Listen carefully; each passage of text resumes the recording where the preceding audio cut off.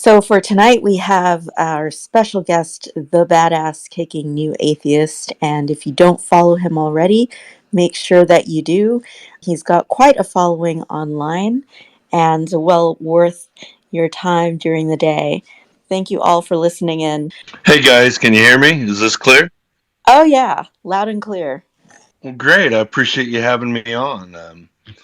Clear is not always a problem, but with everyone we have that issue. Yeah, but with you, loud, you don't have to ask. Even if it's not clear, you're always loud.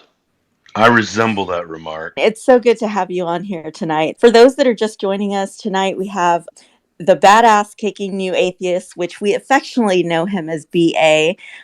He posts quite often in Twitter and has a lot to say. But if you don't follow him already, please give him a follow and definitely get some of that. I don't know if I want to call it like spark joy moments, but just real talk, I guess, in your life.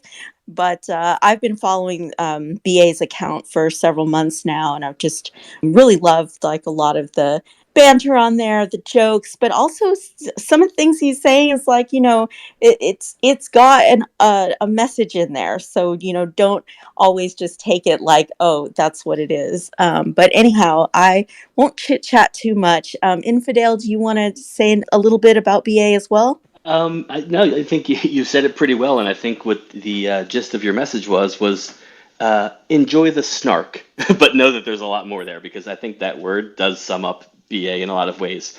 He can be very snarky, but I will say this, and I'm going to start off by being kind. I'm only going to do it for a second, and then I'll be me for the rest of the space.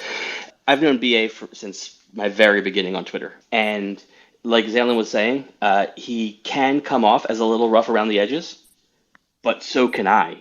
And I know that, and it's because we're all different in the way we communicate. I genuinely, however, do trust his intent, where his metaphorical heart is at. And he's got a good message. He brings a lot to the table in areas that I definitely lack in, especially when it comes to the psychological part of things. So I really do value his word. I've done, let's say one or two. I've at least done one. Yeah, one video podcast with him, and genuinely consider him a friend. That being said, he's got horrible taste in vegetables, and I will introduce BA. BA, you give us a little bit about your background. What made you the badass kicking new atheist? Well, guys, I appreciate the kind words with the qualifiers that have to be put in there because it's me, I guess. I'm really excited about talking today. I shaved for this and everything, so I think I mentioned to you guys that I'll probably be sitting on the porcelain throne as we speak. I think better on the toilet, so please excuse any sounds you might hear there. So I hope those aren't the hands you're wiping with. No. I'm well versed in many other. If you haven't tried a bidet, you don't know what you're missing. So all right, let's just jump in a little bit. So I've been on Twitter for several years. Started out with a totally different moniker. It was more along the lines of gaming. Started engaging in conversation, and then I met the religious people that are on Twitter, and so they started calling me names and all kinds of mean stuff, and calling me atheist and this, that, and the other, telling me I'm going to hell. So, I held my ground. I understood where I am and in my understanding of the world. And as things progressed, I even got called a bad atheist by other atheists because of the way I can be snarky. I can take that idea and kind of stick it where the sun don't shine if it sucks. Just via my experience and the way I present things, I think sometimes. So I changed it to be a little more anonymous because I was getting more attention, and I want to protect the people I care about. So not so much myself, but it's others that could be targeted and things of that nature. So it became Atheist Bad, but my screen name was Bad Atheist, and that's where the BA originated at. That's where that came from originally.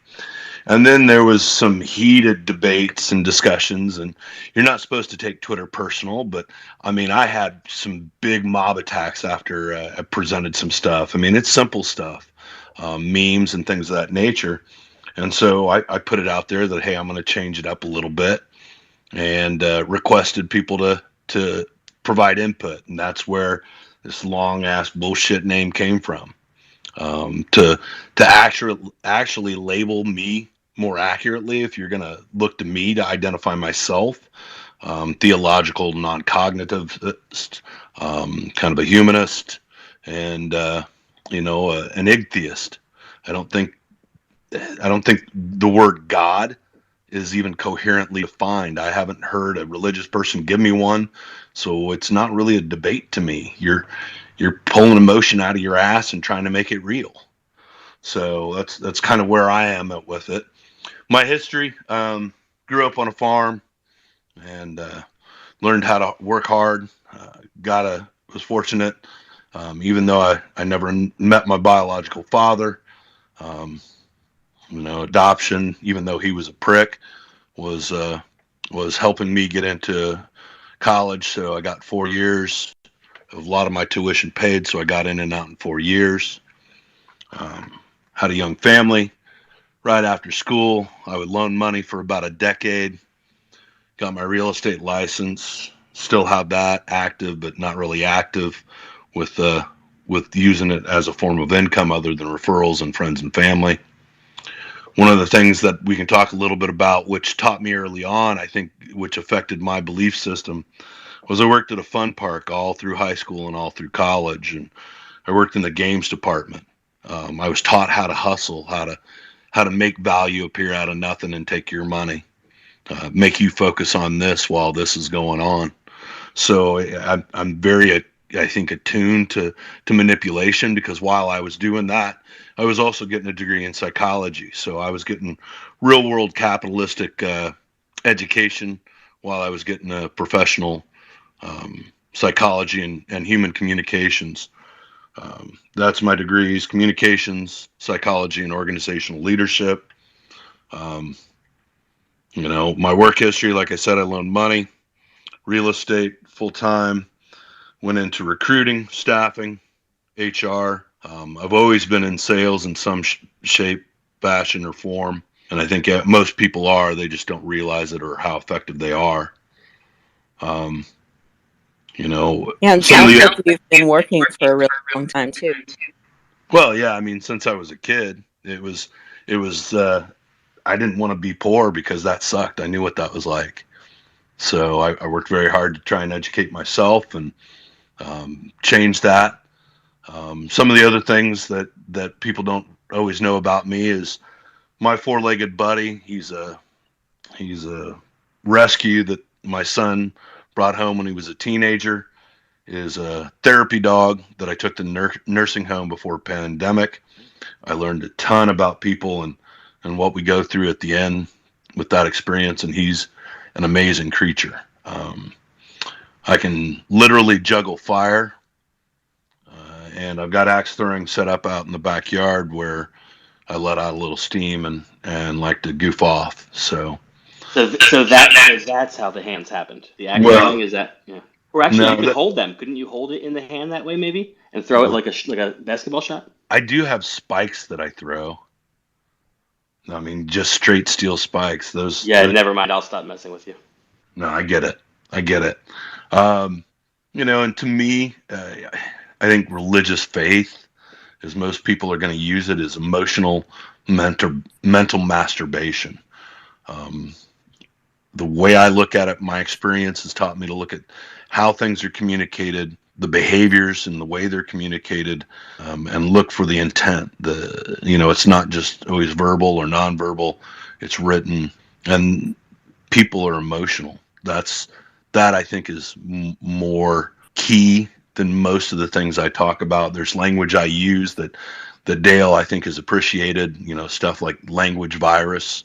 It's a way to try and convey the idea and get a better understanding, because it's complex. It's not just one thing that makes people believe the way they believe. It's a culmination of several different things. So I think that's a good breakdown of who I am. I mean, family, I'm a father. My mom still believes. I've got some extended family that I love. They've got some young children, so it's great to see them starting to grow up. And, I talked about some of the things I've done in the past. What I'm doing now is I'm selling liquid biotech, symbiotic bacteria and fungus in liquid form, assists plants in gathering nitrogen, phosphorus, zinc, and many of the other nutrients. When you pull a plant out of the ground, there's clumps all around the root. That a lot of that's that bacteria and fungus, and it's a symbiotic relationship. So you're People like don't. super hyped up soil amendments. Yeah, it is. The story there is one of my buddies in college. He's been producing and providing this to industrial farmers, big ag for decades. And we're now trying to bring it to consumers in an easy use format. It's pet friendly, kid friendly, organic. We've got a peat moss soil alternative. So we're trying to help with climate change. That's something that when I started looking at what I wanted to do, it was an important factor for me. So, that's one of the reasons why I'm focusing on this right now. That is related. You mentioned to us earlier today when we were chatting that that's direct correlation to like part of your life, like spending time on a farm. So this is something like it's integral into your life. Yeah, at this age, I look at where I've been, and hindsight is 2020. But I look at society a lot too, and to me, one of the biggest changes that I've seen in my generation is the disconnection of people and their food sources. I mean, if people don't go to the grocery store or the gas station or wherever they go to get snacks or food, many people can't provide for themselves. So that's changed significantly since I was young. Try and pay attention to the world around me. Some of the products, like I said, they're going to be needed more because it helps the plants when they're stressed, and that's going to be the next phase of climate change that really puts humans to the test. Is when we struggle to grow enough food for everybody. Let me ask you a question, BA. Just curious, because I know we do talk about the religion stuff a lot on here, and obviously it's part of your name, your hook, your handle. With all that you said, like with your background, and for lack of a better term, seemed like somewhat of a Renaissance man, Renaissance human, very well rounded. What makes it so that you do seem to be somewhat focused on, the things that we talk about on here? What puts that at the forefront for you of things that you think it's important to talk about? Well, I think number one, it's the way of thinking. I think religion in and of itself, the idea of a creator God, it's just a bad idea, faulty premise. Because without special pleading, it's obviously junk logic. If everything requires a creator, then by that very statement, any creator needs a creator, and that creator needs a creator, and that creator, and that. And so you have to throw in special pleading and say, oh, but the creator that I say is required doesn't require a creator. Bullshit. You're pulling my putt here. So I'm an adult. I'm not a child. I was raised Protestant, evangelical. I've read the Bible, and when I got an education, I realized the psychology behind it. And when you step out of the mind control and thought control system, I think it becomes a lot easier to see it for what it really is. At its core, religion is thought and behavioral control. When you look at the bite model, why did they threaten you with hell? That's emotional manipulation. So much religion is just selling bullshit as the truth. And quite frankly, I'm fucking offended that it's given so much respect in our culture and society. Part of me looks at the world and where we're at now, and an interesting tidbit I heard today was the amount of biomass. So living creatures and just the amount of biomass that all living creatures on the planet, that are here.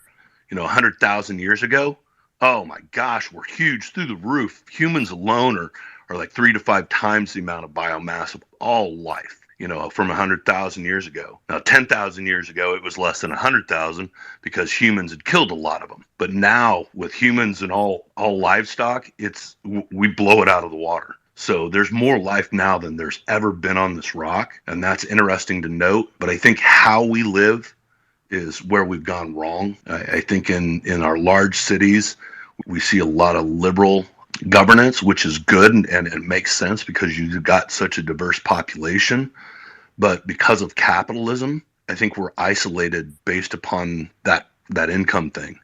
And so we have a huge amount of behavioral sink that occurs, and it's just more obvious, I think, in the cities and more profound. I think we were meant to kind of live in communities of 30 to 120, 150, because that's what we evolved to be with mixing of those tribes. I think tribalism, minimal group paradigm are what is really driving humans to their own grave. We ignore facts, and religion advocates for that, both of those. I just see the amount of harm that it does, and it's amazing to me it's not more obvious to more people. We can see the power and the manipulation aspect of religion, but sometimes I'm also like, well, why is religion still so it's still so effective? And I think it's because it does work. When you start manipulating someone at a very young age and they're not really given anything else to think on, and like you said, it wasn't until you were starting to get some education and you started to see like the discrepancies there that you started to like think for yourself and say, okay, wait a minute, something's wrong here. Well, I mean, I had the questions right about the time I hit 12 or 13, that kind of age of reason where you really start to put word math together, right? And that's what I look for when I engage in a lot of people is I pay attention to the words they use because, like I said, God is all powerful, all knowing, and I've heard it literally conflated with everything. God is everywhere. What kind of bullshit is that? I mean, So is Santa Claus. yeah, I mean, it's ridiculous. Virgins don't give birth. People don't come back from the dead after 3 days. I know atheists that have died and come back, and they're going to tell you the same thing I am. It's fairy tale bullshit. Pull your head out of your ass. I'm an adult. Don't try and gaslight me. When I was younger, you could tell me fairy tales, and I didn't understand enough about the world that I trusted those authority figures. And then I grew up. And so now it kind of offends my common sense. And people get offended that I'm offended. Well, I don't give a fuck because you're talking shit. You're making stuff up and acting like it's true. And This is why we get along. How often do I say you're talking shit to people, and people get so upset with me? But I want to say something, and I think you probably mean the same thing because you can let me know whether you do or not. But to everyone, this is true for me, and I think it's true with someone like BA too. A lot of times when I say you're talking shit, people go, "No, I'm not." What I mean by that is that you're saying something that you can't back up. It's something that is not factually accurate. You don't have a way to prove it. It just means some people say, "Oh, I didn't say any bad words," or "I wasn't calling you names," and it's like, no, no, no. To me, talking shit is saying something, talking that is not worth shit. You're talking and your words mean nothing. So if you can't back something up, to me, that's talking shit. You're just saying something and it's just the words. So I just wanted to, I think that's kind of what you mean when you say talking yeah, shit, because people do take offense to that, but it's not calling them a piece of shit, which people kind of think maybe because of the word. It's just saying your words are worth nothing. well, I appreciate you saying that, Dale, because that's the dynamics of language, right? So you kind of understood better maybe than others because you and I engage a lot and we use some of the same type of terminologies and ways. So yes, 100% that you're talking bullshit. It's nonsense. I can tell. I told somebody on Twitter, belief isn't really a choice. It's not. I mean, try and believe that there's monkeys dancing in your butthole that are going to fly out in 5 minutes. You can't really believe that, even if you try and make yourself. It's ridiculous. I mean, the flying spaghetti monster, that's exactly what it is. It's calling out the crazy bullshit. And the problem that we have is we have generational power structures and people that are already in power that don't want to release it. I mean, the Catholic Church owns how much land, they have guns protecting their money. but they don't have them protecting the kids, right? I mean, I had to explain in a free speech discussion, that they want everybody to be emotionally mature enough to have conversations where we don't have to have limitations on free speech. Well, that's great. That would be fucking awesome. But you know what we have? We have dipshits that walk into schools with guns and just start shooting randomly. All right, so that's not the fucking world we live in. All right, and I do get very passionate, and people think I'm angry. No, none of you motherfuckers have ever seen me angry. You've seen me passionate, and that's what it comes out. And I think part of that too, part that I left out is I've done a lot of different volunteer work over the years. Like I said, I juggle fire, so I've done that for Halloween events many different times. I've helped post-incarcerated women go through mock interviews, help them with their resumes. There's, like I said, the therapy dog. I coached and didn't get paid. I coached and got paid. Sports, baseball, and wrestling. So I've tried to give back and do the best I can for others with what I have. And I just see so many people that are so focused on the fucking selves and their imaginary fucking friend. They're more worried about this invisible motherfucker and what people think it says versus the people that are in pain standing right fucking next to them. So that's why I have a problem with religion. And I mean, I fucking called out the Catholic Church because one of the things that I found out recently that they like to do is say that the child, if it was over a certain age, the age of reason, that the devil can inhabit it, demons can inhabit that child, and then attack a man of God, one of the clergy, with sexual desire. And so they're victim blaming with fictional fucking bullshit. Yeah, that kind of makes me mad. But I'm passionate about it because I know it's not just fucking up that individual, it's fucking up our entire society. And then I've got someone online that wants to defend the Catholic Church when the church, it has been proven to try and cover that up. There's no morality in that religious organization in my eyes.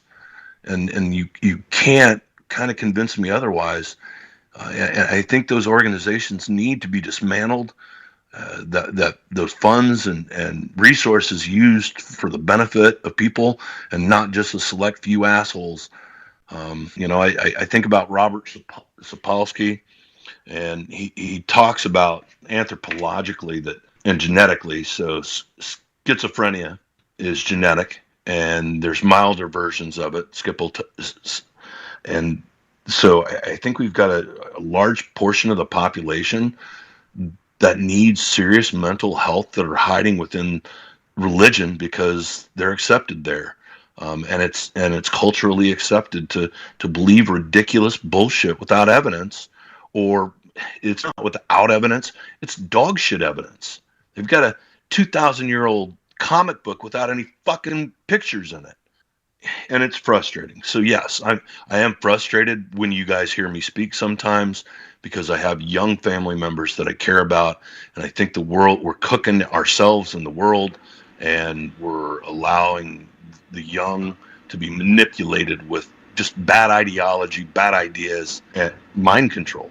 So fuck religion, all of them. I just want to say too, when people hear that type of, because you said before, like, whether people hear anger or passion, you did say, and you say it clearly, like, and a lot of people do take offense to this stuff when you say, God, you talked about God and you said, God is a motherfucker. And, just those words to someone can sting, but Yahweh was technically Jesus's motherfucker, right? So there it could be logically applicable. But in general, that term might hurt people's ears. But that's what I'm talking about. That religious faith. You were talking about Jesus? Well, it's an emotional, mental masturbation. It's you talked bad about my imaginary friend, and that I know hurt you my were feelings. you were being serious and getting angry. I was trying to be light. See, anger. Well, I get it. No, No, I know. I'm making a fucking point, right? And that's when I use that language. That's what I'm doing. I want people's attitudes to change. Well, there is too, and I'll agree with this. I use that harsh language, and people will say, "Oh, why do you need to use that language?" Well, the reason is because I want people to listen. And sometimes when you say things like "that piece of shit" or "motherfucker" or whatever that is, people's ears will spark up and they'll listen to what you're saying, unless you go like, "Well, this is something that you believe in, and I don't think it exists." Well, so one thing I'll point out here is I've spoken this whole time. None of what I've said has been directed at any one individual. I've attacked ideas. I haven't attacked a single individual. And so I've studied the psychology of that.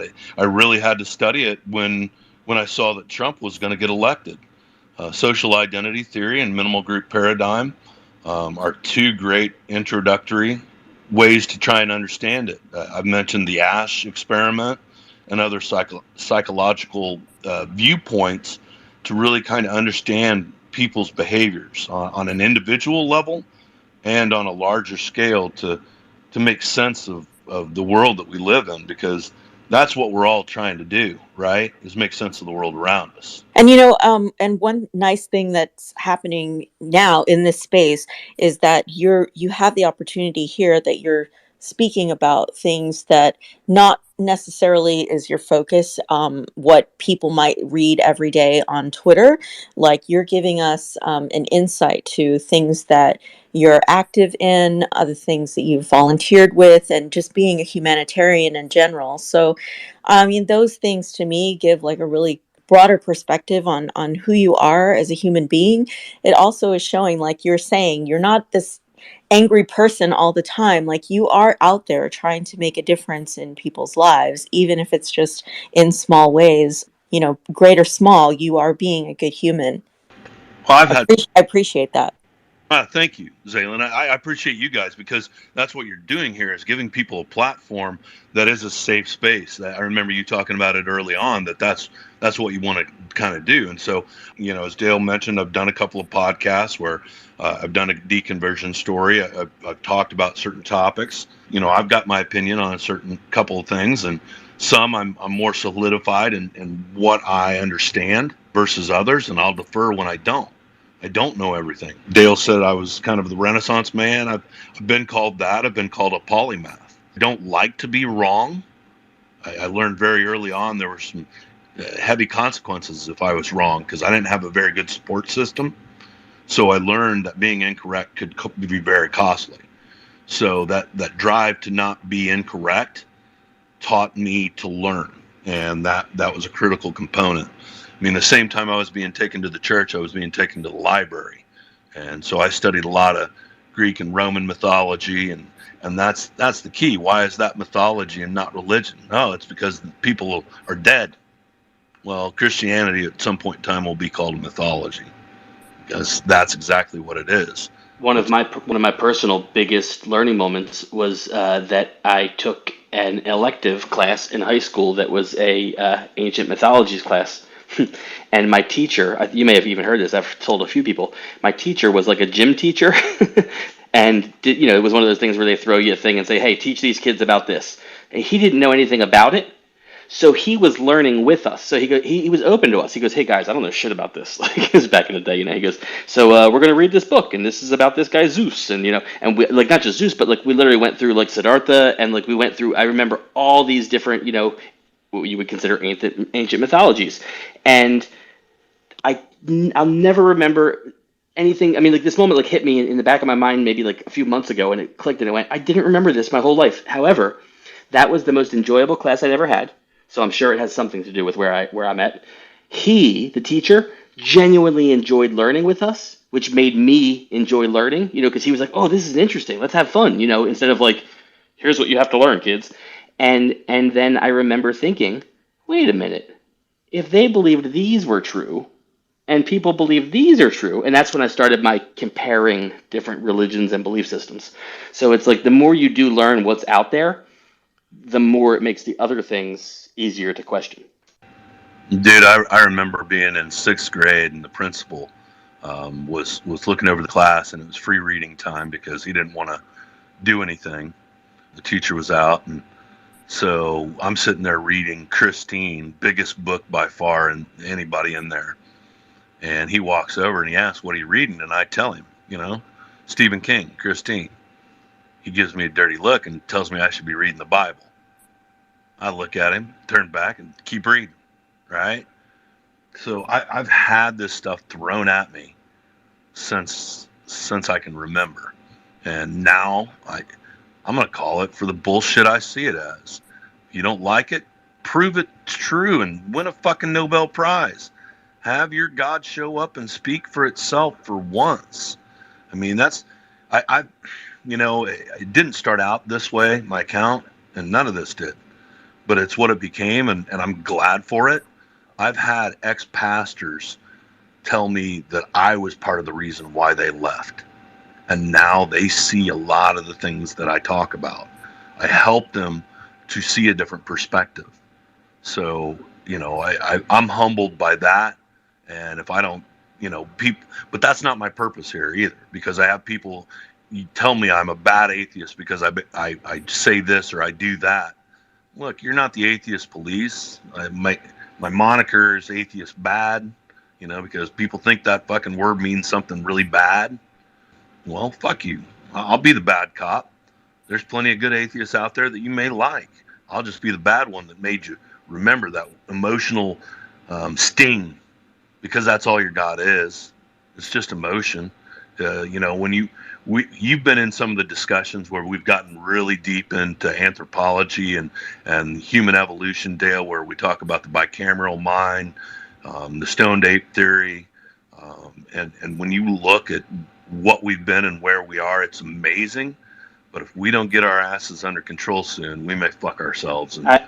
I think you may be, in the words of Roger Clemens, misremembering something.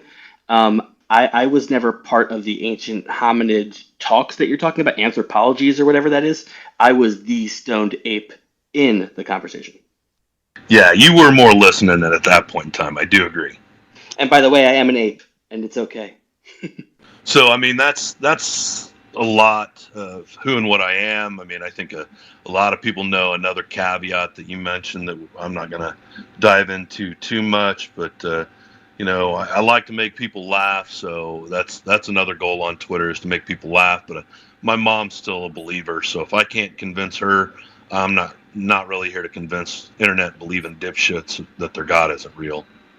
Do you have a close relationship with her still, or is it kind of contentious? Or no, I mean, my mom is kind. So my attitude when I evaluate, because we all judge. Some people say they don't judge; they're full of shit. We have to. That's how we survive in the world. So I learned early on that I need to judge. And so, what am I going to judge people on? Number one, it's kindness. How do you treat me? How do you treat others? And how much empathy do you show? How much understanding? And so people that are very me focused and us versus them behavior, I don't get along with them. And people can see me as a bully towards those type of people, because I see their behavior as bullyish, and I'm trying to teach them not to do it. And from all my experience, showing them that it sucks and then being their friend is the way to do it. You can't always get to that second part. So even if I'm not the one that becomes a friend, maybe somebody else will. But so with her, she's got mental health issues. She basically told me that she's not emotionally equipped to deal with the idea that the Christian God does not exist. So that just confirms again that it's an emotional blanket pacifier for people to not feel comfortable about. Just the fact that you can even say that, like for somebody to say, well, I'm not emotionally equipped to deal with it. Like because in my mind goes, well, what does that matter? If it's true, if it's not true, it doesn't have anything to do with whether you're able to handle the news, but to some people it does. Yeah, I think some of that is also because change is one of the hardest things to do. I mean, it's one of the biggest stressors in your life. It's up there with divorce and moving, and it's just and changing your thought process. Yeah, BA knows this, and it goes with exactly what you said and what BA always talks about. But it's one of my favorite lines. Our brain, our mind loves homeostasis. It will do anything it can not to change. And so we have to make a conscious effort to fight against that. We can, we can fight against the evolutionary processes and things that have been embedded in us because of the process of evolution through natural selection. We don't have to abide by those things anymore, and that's kind of one of the things that losing religion can and should be. It's saying, yes, this has been part of us because we needed it to deal with the world, but we can move past that at this point. Well, and I think for her and a lot of people, it's not being able to emotionally deal with the fact that, no, you're not going to go sit up on some fucking clouds with grandma and grandpa. Okay. This death means you're done. Okay. That energy is, it's like people thinking ghosts have clothes on. What the fuck? I mean, wouldn't they be butt ass naked, or would they have why would they have any body shape at all? Right. So, to me, it's just that it's all based upon emotion. They really haven't stopped to think about it, and it's evident in their arguments because they're fallacious arguments, because it's a fallacious premise. So when you start out with a faulty premise, you need a house of logical fallacy cards to hold it up, and it's pretty obvious because that was part of my education. Because I focus on the language side of things, that was my communication degree. I was able to avoid some of the math, but I got an education in what I call word math, logic, and really the psychology combined with it. I try not to lie to myself, and it makes it easier to not allow others to lie to me. Sorry, I'm getting texts here. So this might be the case. You're good. And now you keep doing things, and I know it's not like shouldn't blame you because it's partially my fault, but now I can't stop picturing a bunch of naked ghosts running around shaking their stuff for people. Of course we let the ghosts wear clothes. We want them to feel comfortable around us. Come on, BA. Well, I heard that if I was going to believe in ghosts, that every time you yawn, a ghost sticks its dick in your mouth, right? I'm sorry. Hold on. I'm yawning. Give me a second. And that didn't work either. BA, with that, I want to transition to opening up the stage for some questions from our listeners. Hi, Brian. It's astounding to me how intelligent we can be as a species, but we're still stuck in this antiquated mythological past. Hey, Brian. Yeah. Sorry, just to interrupt you for a second, because we do have somebody else who wants to jump in and ask a question. Do you have any direct questions for BA before? No, I just wanted to comment, and yeah, no, I think he's very entertaining. I love him. Thanks so much, Brian. Hi, my name is Betsy. Don't really have a specific question. I have been following you, so I don't know how often you've been doing these spaces, but I thought I would introduce myself and kind of, as you can say, my name is Desperately Seeking Synergy. I'm not always in a position where I find a lot of like-minded people. I spend very little time. I am well educated in religion, but I've spent very little time trying to refute anyone else's. But it does make it harder just because there isn't this natural community. Sometimes I'm here to meet you all. First of all, just from me directly, this is Infidel. Welcome, and Zaylen is my co-host, who's under OKAtheists right now. So from both of us, welcome. If that's kind of like what you're hinting at, is kind of our intent. It's what Zaylen's vision was with what we're doing with OKAtheists. There's just so few places, resources for people who have left religion and are looking for like minds, people to understand their stories, even if it's just somewhere to feel like you're not the oddball, and in a lot of the world we still are, because you don't believe in imaginary monsters and stuff, which really shouldn't make you the oddball, but in a lot of ways, with our society it does. So welcome, thank you. You're always welcome to just come, listen or speak or whatever. But we're trying to get out there and do this a little more. It just means a lot. Like, I think if you heard BA speaking, for our guests and for our listeners, a lot of us don't have places to go where we have like minds. So exactly what you're saying is exactly what we want and why we're here. One of the reasons why I really want to say thank you guys for having me on here, because when I talk about people calling me the bad atheist, because my approach may not convince religious believers that their stuff is ridiculous bullshit, more of my focus has been trying to find the people that are struggling with some of the bullshit trauma that they're having to overcome, and processing through that, because I've been there, I've done it. And so if I can help someone process it after they've already flipped the switch and really see more and process through some of that experience, then I'm here if somebody wants to talk. I think the very first spaces that Infidel and I held was back in late July. It wasn't recorded initially, but we initially just were kind of trying to figure out what we wanted to do with the space. But I knew that there were people out there that lost their community either through deconverting from their religion, or if they were just already a longstanding atheist or agnost or what have you, and were just looking for connections with others. So thank you so much. And we also have a Discord. If you are familiar with that platform, you can join that. And there's also a Mastodon page as well. But thanks again. Next, we have Adriana.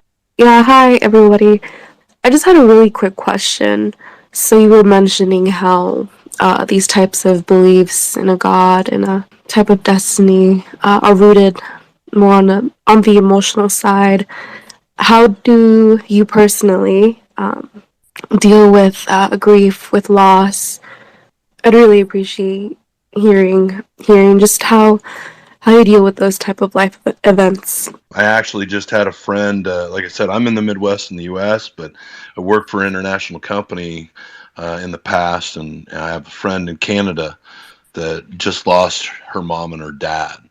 And so she reached out to me today, and, she's got younger children, but old enough that she had to kind of explain it to them. Yeah, it was heartbreaking for her. So, number one, I kind of, told her I sympathized, that I was so sorry, showed her as much empathy as I could. And then I recommended that she focus moving forward, that, she's looking for a new job. So she's got some interviews lined up, and it's going to be hard for her to stay focused during this time. So compartmentalize and focus on what you need to focus on at that time frame. But I told her to make sure to take time to take breaks from anyone and everything, because she's going to need some alone time to process that. She's going to need those breaks over the next couple weeks, months, however long it takes for her to really process the emotions that she's going to be experiencing. And one of the biggest things that I recommended for her during that time is your mind's going to go back to memories a lot in the past, because those people are not going to be in that future, and you realize that. So when you go back to those past memories, I think it's really, really important to focus on positive memories, memories of love and experiences that were positive for you and them. And I told her that, those people that she lost are going to live on through her kids, and, to share those memories with her kids would be a good way to probably do it when she's ready. So, she talked about, she sees things all the time that already remind her. And so I think staying positive and focusing on the positive, because they knew that they weren't well, but they went fairly close to each other. So it was not totally unexpected, but it's still tough to deal with. And it's easy to remember the last moments, which may not always be the best. So, I think when we're young, we think we're invulnerable, and we pay for some of those mistakes when we're older. I'm not saying they're responsible for any of that, but, just understanding our vulnerabilities emotionally, especially those we care about. We've got to take care of ourselves, because if she doesn't effectively take care of herself, she's not going to be able to do it for her kids. So, that would be my recommendation. I try not to put any magic bullshit in it. I try and look at it from that emotional standpoint and the psychological standpoint. Hey, Betsy, did you want to jump back in, and then Brian, you can go next? Yeah, I had read recently, actually, I think it was a Unitarian Universalist atheist writing an article about trying to kind of give comfort to someone who had just lost something. Her name was Sally Fritsch, Fritsche. And I don't know if you're familiar with her, but I like what she has to say, and it might be of comfort to somebody who just lost someone. Thank you for that. Brian, do you want to go ahead and jump in? Yes, EA or whatever you'd like. I can totally identify with what OK Atheist is saying about. I mean, excuse me, Bad Atheist saying about how atheists deal with death, and this hits very close to home to me because I had the misfortune of watching my mom, my adopted mom, take her last breath in a nursing home. And I went into a deep depression for two months, almost 3 months, and I was suicidal. And I was playing that blame game, like if I had said this or I'd done that, or if I'd taken in care of my mom this. And the truth is, she made her own choices, and I couldn't stop her from that ultimately. So I had done nothing wrong, but the guilt's still there because you love them and you want them to hang on. So it's death is always a hard thing to deal with. But I just wanted to mention the one thing that always irritates me, and it's a double standard, and maybe Bad Atheist, you want to comment on this, is we're always expected at weddings and funerals to keep our mouths shut. Do you know what happened to me when my mom died? I let out a huge scream. The whole hall could hear me. And then a bunch of people, staff, rushed in, pulled me out, and they took me into a conference room. And it was nothing but God talk. She's in a better place. She's this, she's that. And don't get, my mom was a Catholic. I didn't, during her decline, I didn't say, you're not going to go anywhere. I didn't say any of that shit. I let her have her religion. I let the priest come in and give her last rites and all of that. Okay? I didn't say anything. But that was my moment and my pain. And all of these people would not put up with me saying, she's not anywhere. Or, hey, I'm an atheist. I don't appreciate you saying that to me, trying to comfort. I don't mind you comforting me, but I don't want to hear that right now. I couldn't say that. I had to wait until I got home and talk to my friends, other atheists, so that I could be myself and say myself. But death is something we all have to face at some point, whether it's somebody else or ourselves. And I'm interested to ask Bad Atheist how he feels about that double standard. Well, I mean, I'm sorry for you losing your mom, and I'm sorry you had to experience that during your grief. I mean, I fully can kind of put myself in that type of situation and understand what you were going through. Not fully, but I sympathize with you. No, our culture is embedded with religion. And I see that. It's just tied into our language, our idiocracies so much. I mean, people have this idea of heaven when you use that word. And so it's become part of our existence in a cultural, social setting. And, I tell the story of the last high school graduation I went to for one of my nieces, had 3 different prayers, all to the same Christian God, one of them by the local sheriff. And when you walk by all the law enforcement vehicles, they've got that extra "In God We Trust" stickers all over those things. So it's about authority. It's about that emotion that you have to bow down. And yeah, one of the things that you see my account do is totally dismiss the idea that religion deserves any type of formal respect from society. If I try and convey anything with this account on a large scale, it's to make people laugh and to really dismiss the idea that you have to bow down and respect that fucking religion. When it comes to death, yeah, I've lost people I love. They're no longer in pain, some of them, so I'm glad they're no longer suffering. My own death, I'm not afraid of it. I know what's going to happen. If I can control how it occurs, if I need to, I will. It's emotion. That's the hook. They sell that afterlife, which is fucking death. There's no afterlife is death. There's the language virus you were talking about that I love pointing out that you always say. Yeah, I After, mean, it's like, wait, hold on. After life, because I did this on a podcast once, and it was like two of us doing it, and it wound up being so funny. But after life, what comes after life? After life is death. So we don't need a term called afterlife. We have a term for that. It's called death. well, yeah, and that's what I mean when I say that I'm an atheist. If you look that term up, it means that don't consider the God discussion a debate. You haven't clearly defined what you're talking about, not coherently. The terms are contradictory and conflation. It's the word math that I was taught. You're talking bullshit. Okay, so I was just curious. You think death is final, but at our core, we're pretty much electromagnetic energy, right? And from what I understand, that energy can never die, it can only go somewhere else. So, isn't that Well, possible if that you're we just speaking go if you're out into speak the universe and reconnect with other energy out there? And well some people call it if you're God, but it's really just universal forces, which is what we all are, and we all want to well if you're coalesce speaking to with me all the just time. if you're speaking to me just because that's what I just said, um, when you say, like, that we are energy, and we are, that we go on to something else. When I say we are dead after life, I mean our life, the human body that we are, our mind. Infidel Dale will no longer be. The energy that made me will, but that's got nothing to do with what we call me or myself or I.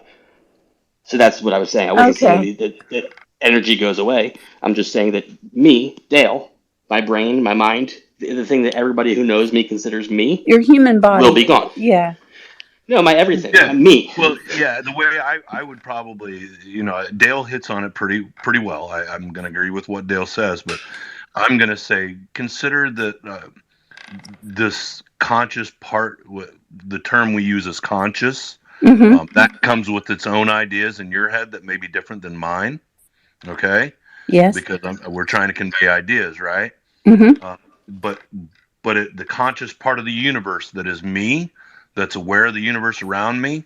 I'm more of an energy processing machine. Without food and water, without all that energy that we're putting in every day, that machine's going to break down. You're constantly putting energy in there to keep this energy going.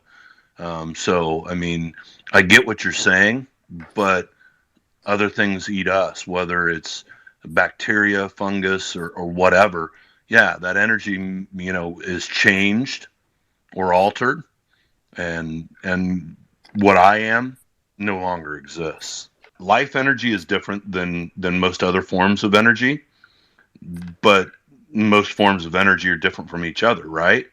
So, no, again, I think who I am and what I am is done because the brain, a little bit, let's go into epigenetics a little bit. And epigenetics talks about how the environment can trigger genetics. And so, one example that can be used is if you put an infant in total darkness during the womb, during delivery, during the first 10 to 12 years of its life, finally introduce them to light, they're going to be impaired because during that critical stage of development and growth, they did not have the external stimulus that was needed for those muscles, those neurons, those brain connectivity to really explore and grow. And so they may not lose all their eyesight, but they're going to be hindered in a lot of ways because a certain time frame has passed that was critical to development. Again, without that physical matter for those electrical impulses to go through, you're not you. So there's been many examples of brain injuries that changed personalities because there was damage to the brain. So what makes me me is this meat sack and the whole system. That's another good Yeah. time to bring up that book if you want, just because I really do think it's a good thing to buy Camera Mind to Julian James. Yeah, he brought it up, so I mean, No. I was just saying it because I know we've talked about that a few times, and it's when we're talking about this subject, it's always a good, I don't want to say starter, but like a good just outliner of outline of the kind of things we're talking about. yeah, the whole idea of consciousness, how it developed, and the physical, so to break it down in very simplistic terms, we've got two hemispheres, right? And so, parts of the functions of that meat sack up there were to do different things. And so I'll go as far to say that early man, is it kind of hears an internal voice from one side of the hemisphere to the other. And, oh, well, some of us understand, well, that's kind of thinking inside my head. And others are like, oh, I hear this fucking God, right? Well, and we also know, right, BA, that we can cut that off at the corpus callosum, which attaches the two hemispheres, and then they no longer have that. And we can, I mean, this is a more in-depth thing, but at that point, during an interview with the left and right hemisphere, you will have an atheist and a believer inside of one brain. Well, I guess it's really the challenging part about your belief is separating the consciousness of your human identity from your spirit or your energy field that never dies. Wait, well, It's hard to take the ego out of that. Yeah, but I think Well, that was a good point. The last point I get. It is hard to take the ego out when we're looking at it. Yeah, the ego's in thinking that energy still remains in that form, shape, or whatever at all. Well, I'm not sure where you're if you're atheist or agnostic or what, but me personally, and this is Zaylen, I don't believe in spirituality at all. So I'm kind of perplexed by what you're trying to say. I believe when you die, you die. But I also agree with BA that yes, your body is other bacteria and fungi and whatnot, and they will absorb that energy. I can understand that from a biological perspective. Mm-hmm. But if we're inferring like supernatural or that's no, I'm just talking about energy that's all around us all the time. I mean, it's. Oh, I'm gonna wait to vibrate until after the space. You know what? That brings up a good point, and we don't have to and won't go there now. But it brings up a good point to BA. We've said this before when we've talked defining your terms. It's in the old Voltaire thing. When you're going to have any discussion about deep things like this, and you're speaking about either terms like spirituality or faith or belief, you almost have to define those terms for each individual because we do look at them and think of them and use them even colloquially differently. So, like you said, when Zaylen said, well, I don't really know what you mean by spirituality or spirit, or, well, that would be the kind of thing that two individuals or a group would have to have a discussion about before they talked about how they feel about it. Well, and based upon my knowledge of communication, we won't still see it the same way, but we're going to have a more close and a more accurate similarity between our understandings. A better understanding of where someone else is coming from. If I'm going to give anybody advice, a lot of the times it's to understand logic and logical fallacies, because when you look at psychology, they're prominent in our society, and we are bombarded with it on a regular basis. And so when you can identify them, it makes it a little bit easier to run through the grass, so to say. And find out what's a little more accurate and what's not. Overgeneralization is probably one of the top ones, and that's the root of bigotry. Well, all of these people do this. No, they fucking don't. Okay, but when we're kids, you're riding in the car, you're going somewhere, and kid sees the horse for the first time and says, "Look, mommy, look at the doggy." Well, they have never seen a horse. They have no idea what it is, but they, by reference, know what a dog is. And so we use the similarities of the world around us to understand things. Maybe maybe the kid said donkey because it doesn't look like a donkey. Okay, well, I just wanted you to know that I don't ascribe to any faith. I do agree with you that the early writers of the Bible edited it to oppress humanity for thousands of years, and that it's warped a lot of people's minds because they're born thinking they're bad, and they're taught to feel ashamed. And I understand all that, and I don't appreciate it, but there's nothing worse to me than what you just said. The concept of original sin. You're born and you're already a sinner. Yeah, I do. like the compassionate teachings of a lot of religions, but I don't ascribe to any one of them. And if there's anything negative about them, I wouldn't ascribe to that. I just think like do unto others as you would have them do unto you. I mean, those are just life guidelines for a better life and how to be, to be loving and compassionate. But I'll just go into hell if you don't get saved. And I went to a wedding last December, and it was a Catholic wedding, and one of the sisters of the groom read two passages, and they were selected by the bride and groom. And to my great shock, one of the passages was that this like 24-year-old girl read aloud to a whole congregation was, "Woman, you must submit to your husband." I'm like, what? And she's a modern woman, and she believes that shit. Yeah, I get it.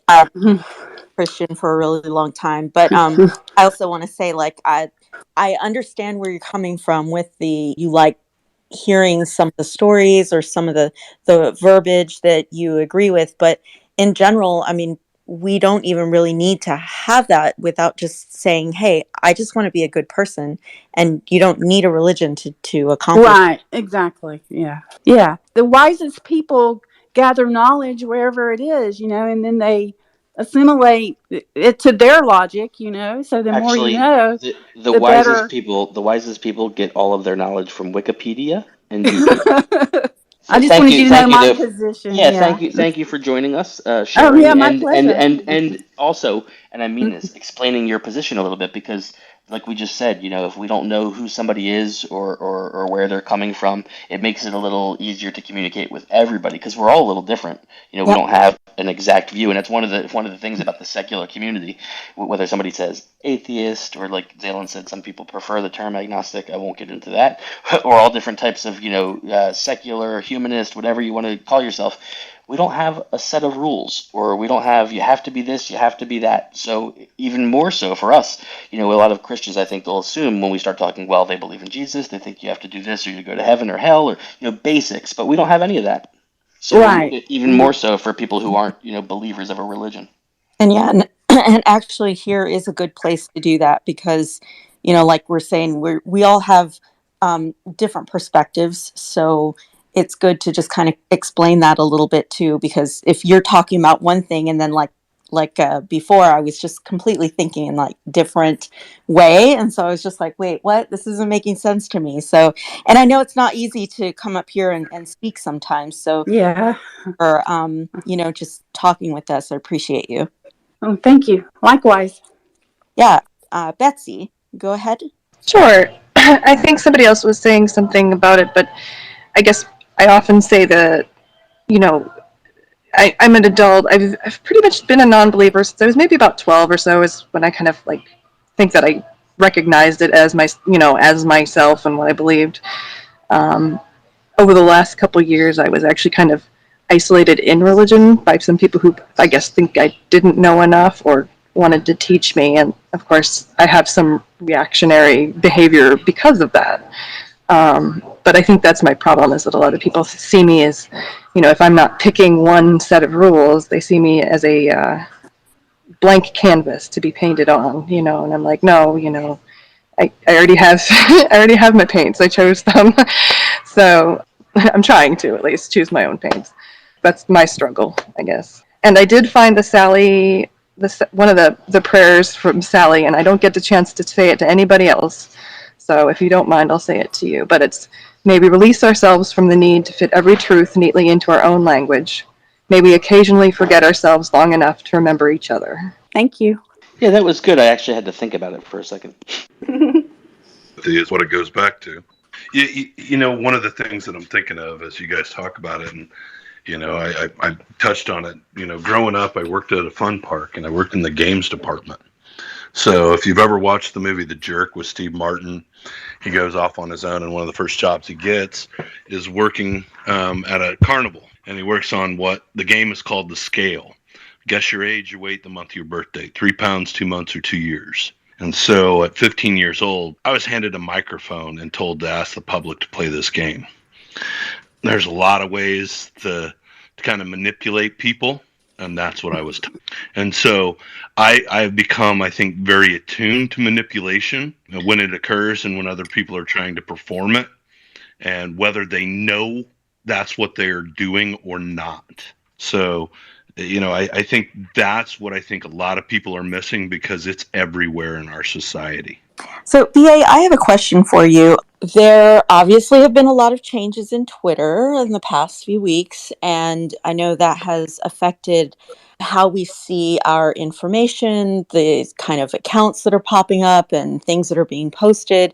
For you personally, what's your future on Twitter? Are you staying here? Are you exploring other options? Great question, Zaylen. I appreciate it. Probably stay here until it crashes or burns, or it becomes a total cesspool and provides no value. I've met a lot of friends here, but I've also lost friends that were on here already too.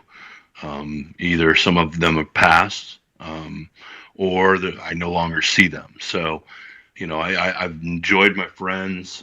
Some people know how to contact me outside of here. If I make that type of connection with you, great. I've met people from Twitter in real life, but I've also done the same thing. I do Xbox gaming and have for 20 years, and I'm good friends with some people that I met through that as well. So, I'll be honest, I spend less time on here now, and I may spend less time in the future because I am gonna, work on. Right now, it's winter. It's not really big for growing products. So as spring comes up, I'll be spending a lot more time trying to get those organic liquid biologics out to people. Thinking about the product that you're selling, is that going to be found in stores eventually? Yeah, that's a big part of my role is getting it out to retailers. Hey, BA, I just want to throw this in, and I know it's while we're on this because we will speak afterward at some point, but you have no idea how much we can talk about this subject. I don't think you do. It's something I've been a big part of for a while. I know you were kind of in that industry. I don't know all of it, so yeah, we should talk offline some because again, I see the needs going to increase for this type of stuff. No chemicals. It's kid friendly. It's pet friendly. What it is basically isolating those bacteria and fungus and growing them and really providing it to the plants, because what we've done is eliminated a lot of them in the soils by how we treat the soil. So, and I know you understand a lot of that. Mycelium is a fantastic thing. So I will just say that, like I said, I can test and adjust pH levels in soil and etc. Yeah, I actually, it's something I've done for a while, and I'll be very interested to hear more about it. Perfect. So, like I said, if anybody else is interested, I'm not here to just be an advertising plug, but we are bringing it to consumers is what we're doing. So, if you're interested, early on, you can try it out, run some experiments yourself. You'll see the effect of it. It's amazing stuff. So, I've seen it work for decades, and over time, it's been refined to find the best strains, and because evolution occurs during that time, and bacteria moves at a quick speed. So, but there's organic fertilizer. We've got a peat moss alternative for soil, and I don't know how much people know about peat moss and the effect of harvesting that has on the environment. But there's a lot of different factors, and like I said, climate change is becoming something almost more important to me than religion, because I see where we're headed.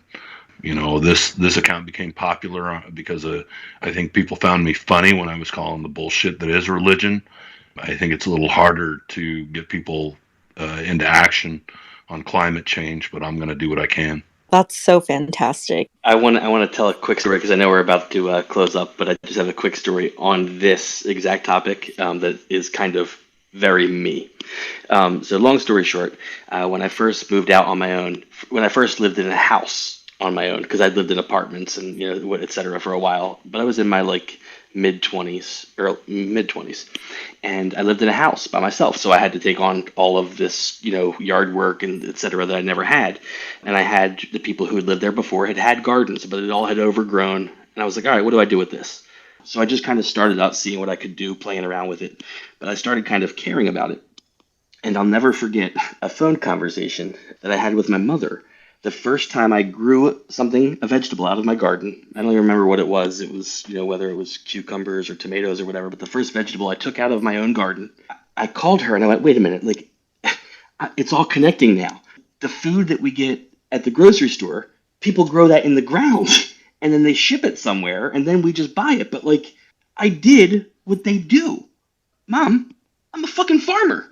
Like I was, and she laughed at that for years because like I wasn't trying to be funny, but I was so excited. Like that's what the fuck a farmer does. They grow food in the ground. For being like a city boy my whole life, it was amazing to me that food actually came out of the ground.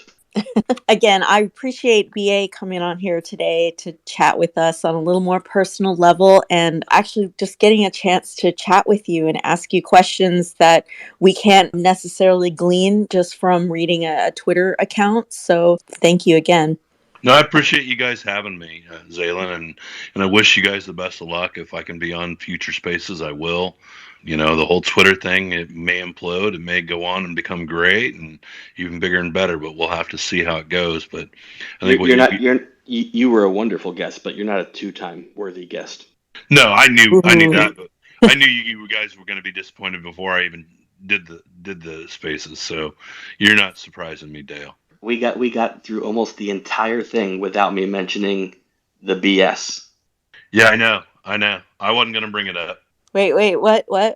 Well, BA and I often BS, but I use that term because he has a little thing for, and when I mean for, I mean fear of Brussels sprouts. It's not a fear. It's not fear. It's fucking disgust. It's loathing. It's disgust. It is, and I don't call them by the fucking gaslighting bullshit name that implies they're edible. I did a survey, and everybody agreed that cabbage turds is the most appropriate name.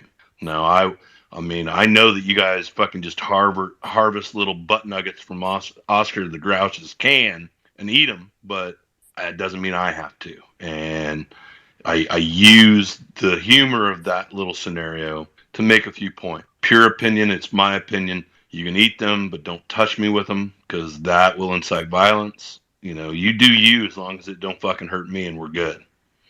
But I literally said 2 letters. Look at them go.